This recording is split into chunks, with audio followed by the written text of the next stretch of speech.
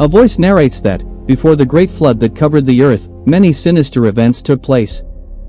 However, it will tell a specific story, one of many that became myth over the millennia.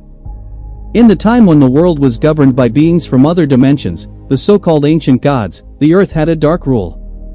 In the palace on the island of Minos, everyone in the kingdom worshipped the bull, which they considered to be a very powerful being. The story goes that as the Dark Empire grew, its hedonism and greed knew no bounds. And human irrationality and evil also grew equally. Longing for more power, men had a dreadful idea and offered a queen to the bull god. She had relations with the being, and from this union, a terrible abomination was born. The creature was suckled on the blood of its own mother, who died when the being was torn from her womb. With this, the Dark Empire was strengthened. But as the creature grew, its hunger grew equally. The beast was then placed in a labyrinth to be controlled. At a certain time, a law was created in the Dark Empire of Minos due to the murder of a prince of that kingdom. The law stated that every 3 years, 8 young people were taken from their homes and brought to the beast's labyrinth to be sacrificed to it. Near the 50th sacrifice to the creature, on a chilly hillside guiding a flock of sheep, we see Theo with his friend Danu. Suddenly, they see a shadowy figure in the distance. Danu says that his father had told him that this meant a bad omen and asserts that something must be coming. Back in his tent, Theo tells his father what he saw in the forest earlier with Danu. Theo speaks of how much he misses a young woman who was taken as a sacrifice for the beast and asks how many more must die because of a revenge law for that prince of the past. His father tries to comfort him, but Theo is discontented with it. Meanwhile, Danu goes to talk to his girlfriend Morna, confessing his fear of losing her when the soldiers come. At this moment, some men from the village, along with Theo's father, who was the leader of the place, discuss the possibility of fighting to prevent their children from being taken. But all fear being destroyed at once if they do so. One of the men questions why they haven't also handed over Theo as part of the 8 young people to be sacrificed, but the leader says he can't do that because Theo is his son and successor as the village leader. One morning, Theo sees some wolves approaching his sheep from afar and runs to save them. He doesn't arrive in time, and one sheep is killed. Theo sees a wolf still nearby but quickly fleeing, so he chases the animal. However, at a certain point, he sees a tree with a strange mark carved into its bark. While looking at it, his attention is drawn to the entrance of a cave where the mysterious figure he saw before is there and beckons him with a hand. He goes to her and inside the cave finds the figure, an old woman with the wolf by her side. Theo speaks about the mark on the tree, saying he recognizes it because the other half that completes it is with him, showing a broken medallion. He says that the other part of that medallion belonged to the person he loves, who was taken for sacrifice to the beast.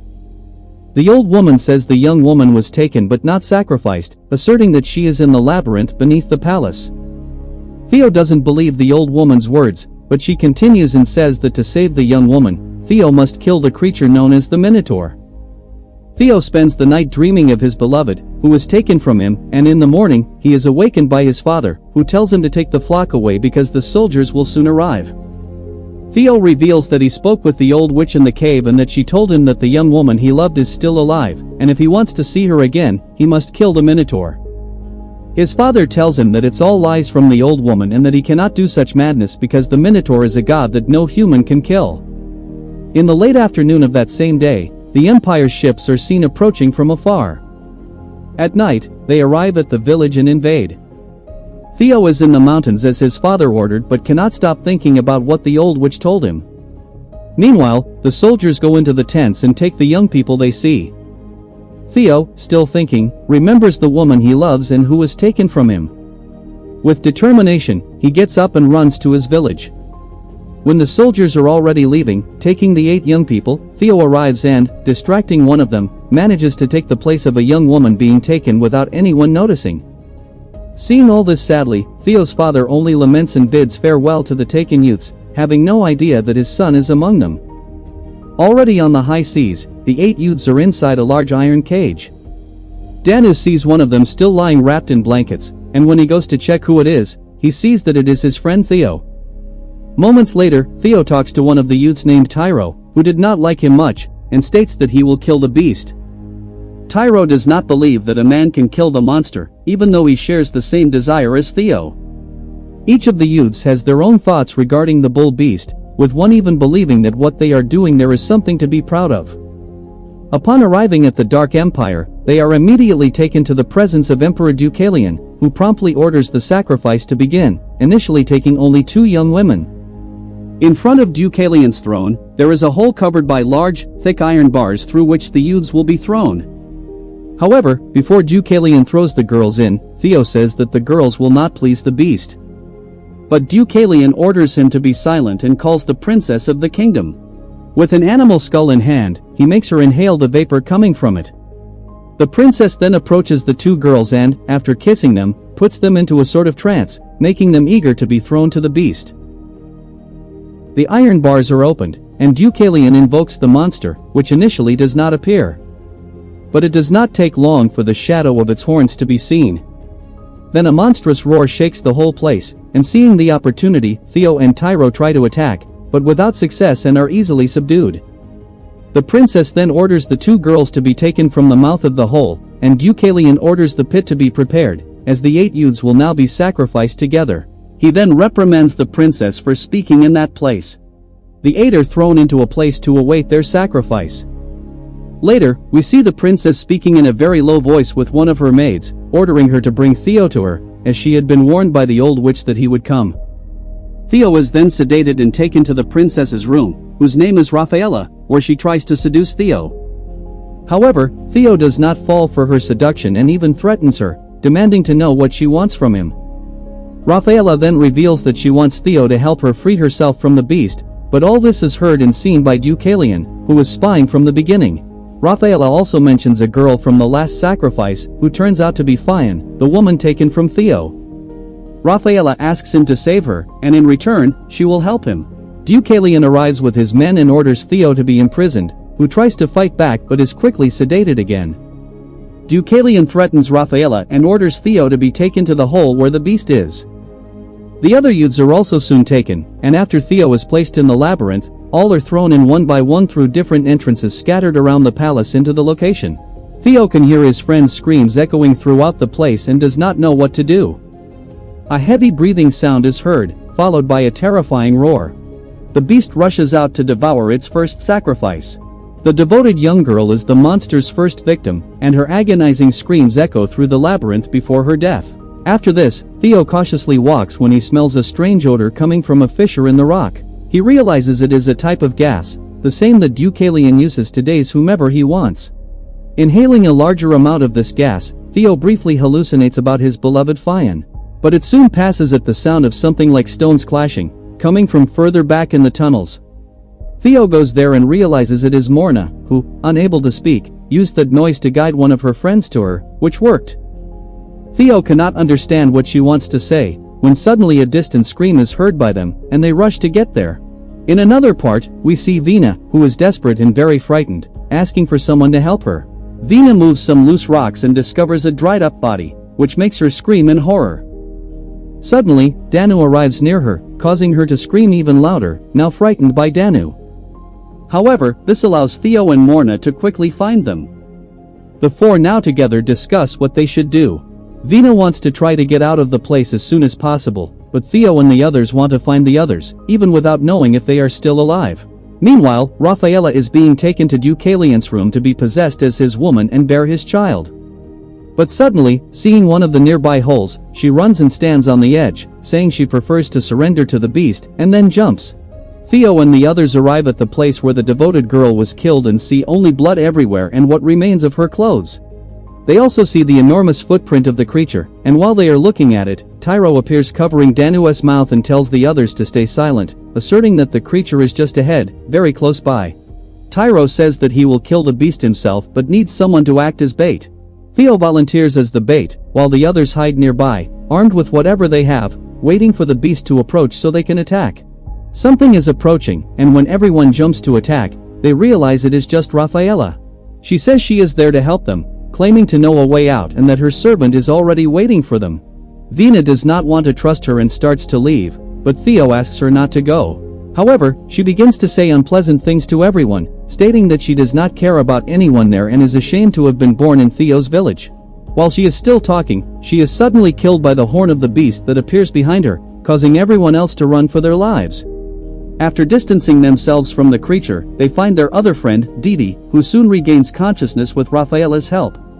They continue and approach the exit that Rafaela assured would lead them out.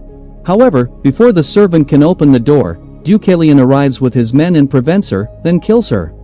When they reach the exit door, Rafaela calls for her servant to open the door, but only silence responds.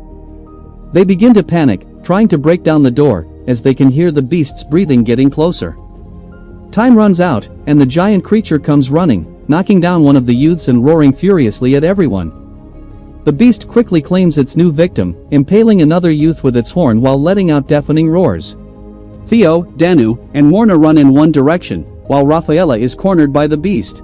Didi and Tyro manage to reach another part of the labyrinth and, finding water, drink some to quench their great thirst. Theo and the others continue walking aimlessly when they suddenly see a strange man, who says he has been there for a long time, surviving by eating rats and insects. The man then asks them to follow him to another place. The stranger, named Tureg, leads the group to a small opening between the rocks and shows them a mini-map he has made of the place, as he has been there for a long time. The man shows signs of having a troubled mind, saying some nonsensical things, but some useful information, such as the creature sleeping, seems valuable to Theo. Meanwhile, Princess Rafaela shows that she escaped the beast and is walking through the labyrinth. Simultaneously, Deucalion is shouting to the creature at the edge of the pit, saying he will get Rafaela back. Next, we see the madman approaching the door that also leads to the labyrinth and opening it. Theo still firmly believes that Fion is alive, so he threatens Tureg to tell him where she is, thinking that since he has lived there for so long, he might know. However, the shouts from this confrontation attract the attention of the terrible creature, which approaches where they are. The monster begins trying to knock down the stone walls, causing some rock slides. However, the beast stops upon hearing Deucalion's voice calling for Rafaela and heads toward him. The beast snorts as it moves toward him, but the coward, upon hearing it, quickly exits through the door, leaving his soldier inside, who is quickly and brutally killed. Theo continues to force Tureg to say where Fion is, and finding the half of the medallion that belonged to her, believes even more that she is alive. He takes the map made by Tureg and forces him to say where she is, and pointing to the supposed location, Theo decides to go there. Didi and Tyro are still walking aimlessly and begin to develop feelings for each other, with Tyro promising to get her out of there. They reach one of the entrances to the palace, so they decide to climb up there. Tyro goes first and, reaching the iron bars, urgently calls Didi to climb up and grab his hand. As she is still climbing, the creature arrives below. Despite Tyro's pleas for Didi not to look down, she does so and, seeing the monster, starts screaming, attracting its attention. Unfortunately, as expected, the young girl cannot hold on due to her panic and falls directly onto the beast's horn. Theo continues walking and, at a certain point, starts hearing Fion's voice. Suddenly she appears behind him, making him very happy, and he runs to embrace her. However, this joy quickly turns into deep sorrow when he awakens from the trance and sees that he was actually embracing Fion's long-dead body. He realizes that he must now only help his friends who are still alive, so he leaves that place of death to find Danu and the others again. At that same moment, after asking Morna to return to Tureg's hideout, Danu continues searching for Theo and, seeing what appears to be him up ahead, calls out his name. But realizing something is wrong, he stops and looks more closely. He then notices it is actually the beast advancing to attack him, and with no chance of escape, he yells for Theo to take care of Morna for him. Theo, hearing his friend's voice echoing from all sides and not knowing which way to go to help him, can only listen as Danu is killed by the monster. This makes him furious, and throwing the half of the iron medallion against the labyrinth walls, a spark is generated, igniting a small flame and also sparking a light of hope in Theo's heart that they might get out of that place alive. Rafaela arrives near him and reveals the truth about the Minotaur story and the reason for the sacrifices made to him.